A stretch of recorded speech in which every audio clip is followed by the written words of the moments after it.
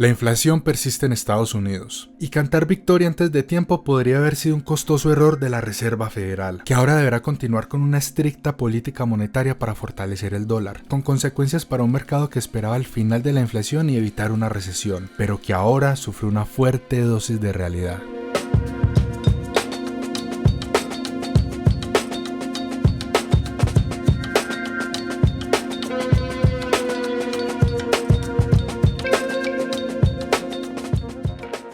Después de que en diciembre la inflación en Estados Unidos fuera del 0.1%, desacelerándose con respecto al aumento mensual de los últimos años, los mercados se tomaron con optimismo el que parecía ser el final de uno de los peores periodos de inflación de las últimas décadas, y asumieron que una nueva versión de la era del dinero gratis, con tasas más bajas y una gran cantidad de dinero inundando la economía que permitieran además evitar una recesión, estaba por comenzar. Y durante el periodo que duró esta ilusión, el apetito por el riesgo se disparó. Los mercados subieron y el dólar y otros activos refugio cayeron de precio. Sin embargo, una dosis de realidad llegó curiosamente con una buena noticia: el aumento del empleo en Estados Unidos. Y es que uno de los conceptos más básicos de economía dice que un mercado laboral fuerte implica una fuerte demanda y por lo tanto una mayor inflación. Este concepto, conocido como la curva de Phillips, es una versión simplificada de la realidad y muchas variables influyen en que efectivamente se cumpla. Pero cuando el dato de empleo fue mayor al esperado por la Fed, fue el mismo Jerome Powell quien sonó la alarma y planteó que no esperábamos que fuera tan fuerte, pero muestra por qué creemos que este será un proceso que llevará bastante tiempo.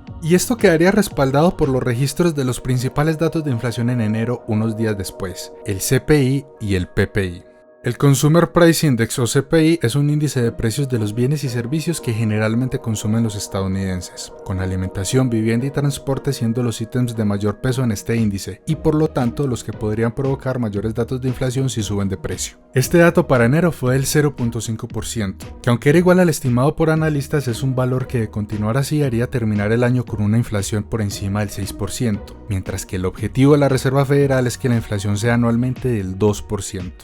Y unos días después fue publicado el Producer Price Index o PPI, que es un índice que mide el cambio de los precios de los productos y servicios que adquieren las empresas y que registró un aumento del 0.7% en enero, por encima del valor estimado de 0.4%.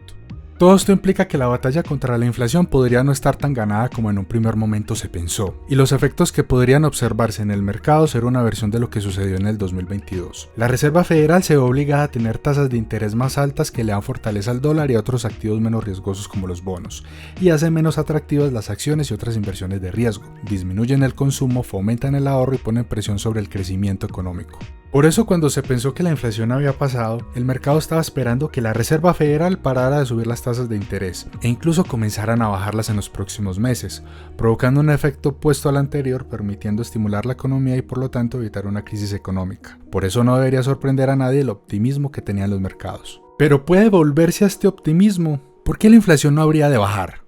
Antes de responderte a estas preguntas, quiero invitarte a que hagas parte de nuestro Club de Inversionistas, un espacio en el que a través de la plataforma de Discord podrás discutir estos temas conmigo y otras personas de nuestro equipo de investigación, además de tener acceso a nuestro programa de formación e informes de empresas. Te dejaré el link con más información en la descripción. Aunque enero podría haber sido la excepción y durante los próximos meses la inflación volverá a mostrar señales de caer y el optimismo volver a los mercados, cada vez son más los analistas que ponen en duda que las medidas actuales sean suficientes para alcanzar la meta de la Reserva Federal de una inflación anual del 2%. E incluso algunos plantean que 3% o 4% serían metas más razonables en el contexto actual. Y es que, aunque la Reserva Federal podría subir las tasas de interés y continuar sacando dinero a la economía para lograr su meta, podría terminar causándole un daño más grande que el beneficio de tener la inflación en el 2% en vez del 3 o 4%. Y en general, quienes han planteado esto se basan en que la realidad actual es muy diferente a la de los años anteriores, principalmente por dos fenómenos que se están profundizando y que podrían causar fuertes presiones alcistas sobre los precios: la crisis demográfica y la desglobalización. La crisis demográfica está afectando notoriamente a países como China y Alemania, dos de los mayores productores y exportadores del mundo.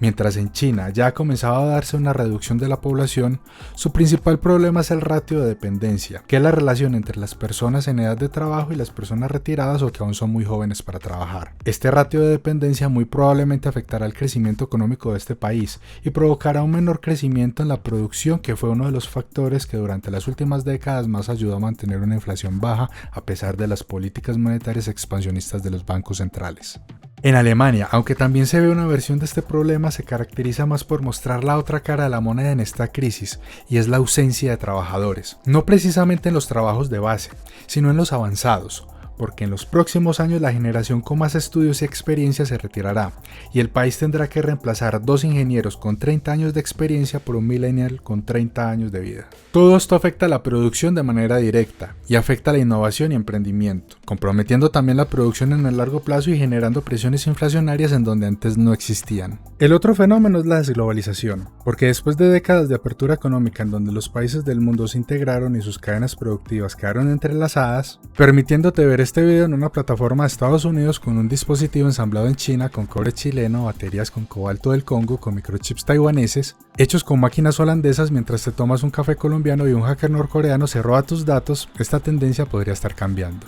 Y el aumento del proteccionismo, las guerras comerciales, pandemia, invasiones, entre otros eventos han llevado a la posibilidad de que el proceso de globalización esté llegando a su fin. Y esto implicará necesariamente un aumento de los costos de producción, al cambiar el paradigma del comercio internacional de que todo se produzca en donde es más barato o de mejor calidad, a que se produzca de manera interna o con inputs de países vecinos y aliados. Y muchas empresas han optado por diversificar sus cadenas de producción para que no dependan exclusivamente de China.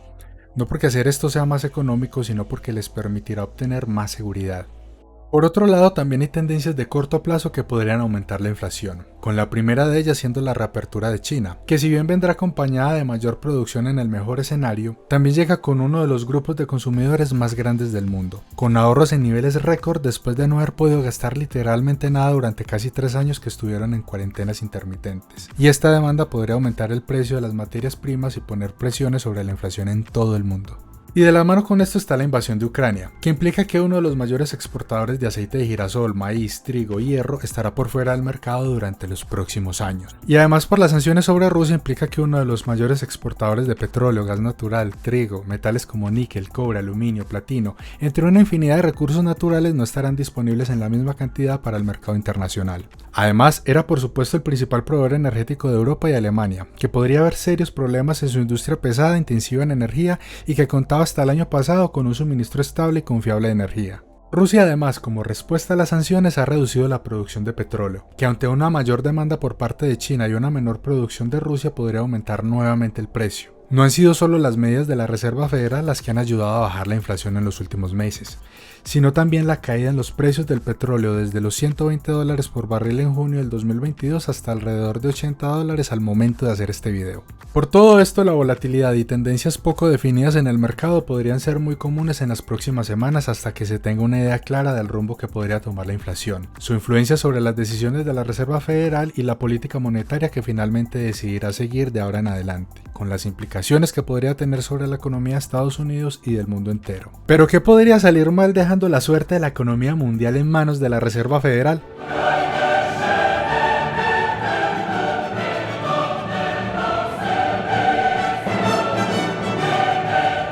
Si este video te gustó, es probable que este otro te sea útil. Te espero en nuestro chat de Discord y nos vemos en una próxima oportunidad. Hasta luego.